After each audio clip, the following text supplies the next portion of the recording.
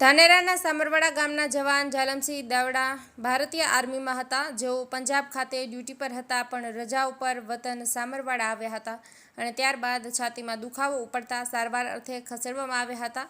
સારવાર દરમિયાન શહીદ થતા આર્મીએ પૂરા સન્માન સાથે વતન શહીદ ઝાલમસિંહ દેવડાનો પાર્થિવ દેહ લવાયો હતો. શહીદના સન્માનમાં ચુરાથી સામરવાડા સુધી બાઇક રેલી યોજાઈ હતી. આર્મીએ પૂરા સન્માન સાથે સલામી આપ્યા બાદ પરિવારે અને રાજકીય સામાજિક આગેવાનોએ શ્રદ્ધાંજલિ આપી હતી. શહીદ ઝાલમસિંહ દેવડાને અંતિમ વિદાય આપવા માનવ મહેરામણ ઉમટ્યું હતું. અંતિમ યાત્રામાં ભારત માતા કી જય, શહીદો અમર રહોના નારાથી સમગ્ર માહોલ દેશભક્તિના રંગે રંગાયો અને જોવા મળ્યો હતો. પૂરા સન્માન સાથે અંતિમ વિદાયમાં પરિવારના આંસુએ સમગ્ર માહોલ ગમગીન થઈ ગયો હતો.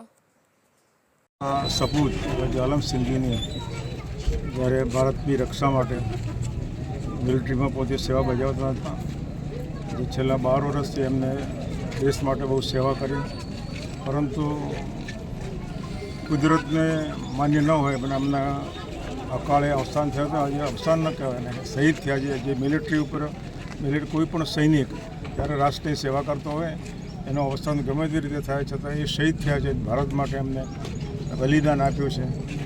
પરમ કૃપાળુ પરમાત્મા એમના આત્માને શાંતિ આપે અને એમના પરિવારને દુઃખ સહન કરવાની શક્તિ આપે. ઝાલમસિંહ દેવડા સામરવાડા તાલુકો ધાનેરાના વતની હતા અને છેલ્લા 12 વર્ષથી આર્મી તરીકે ફરજ બજાવતા હતા. દેશની 12 વર્ષ સુધી એમને આર્મી તરીકે સેવા કરી. સંજોગો સાથે શહીદ થયા છે અને આજે એમનો પાર્થિવ દેહ પંચમહાભૂતમાં વિલીન થયો.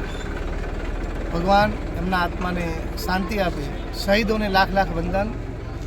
શહીદો અમર રહો.